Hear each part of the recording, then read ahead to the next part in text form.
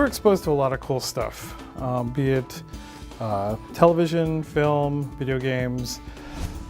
A lot of it looks really cool. A lot of it is put together really well. And so in this class, my hope is to teach the students why they look cool and how do we make the stuff look cool, right?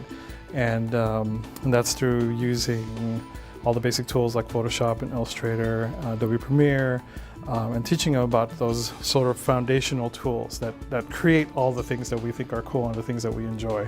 Pretty much the basics of Illustrator and Photoshop in terms of tracing like images from online and then using them to make it look how you want in your piece of work. So that's one of the biggest things we've learned.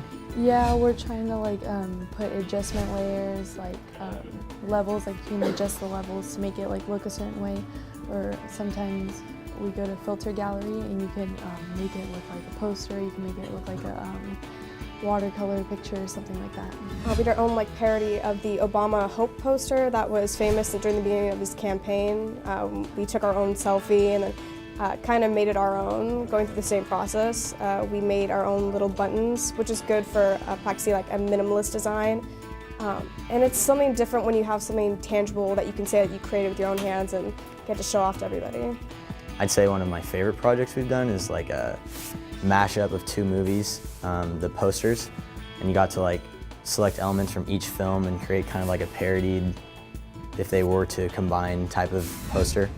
I thought that was really fun and interesting. So this past semester I've made multiple sports edits, and it's more just like promotional, like pump up films and stuff like that. Nothing like super official and like, you know, film. That's what I plan on learning next semester, more like short film type stuff. So hopefully I'll be able to make a short film.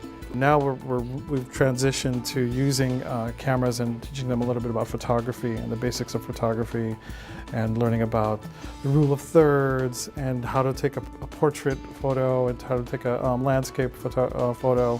What are some things to consider in terms of lighting, different focal lengths, all those things, using the lenses, taking care of the camera. One of our earlier projects was a logo project, and we partnered up, and it was kind of like we were working with a client for the first time, so we had to practice that two-person communication, asking them how they felt they wanted to be represented and what certain designs that they wanted, and so that helped teach time management and effective communication. I think teamwork, because I don't always know what to do, so I ask my partner, and it like helps me to know like you can rely on other people. It doesn't have to just be you.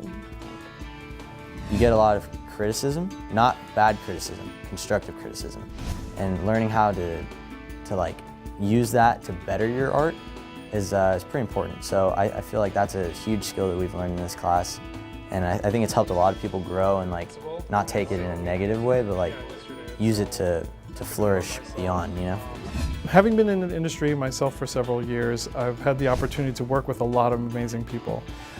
Folks who've obviously worked in games as environment modelers, character modelers, game designers, visual effects artists for film, directors.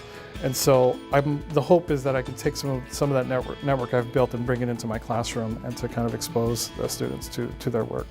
I definitely recommend taking this class. You learn a lot of new and interesting, top-notch, professional level skills. It's kind of like a pioneering class. It's very new age, artistic stuff.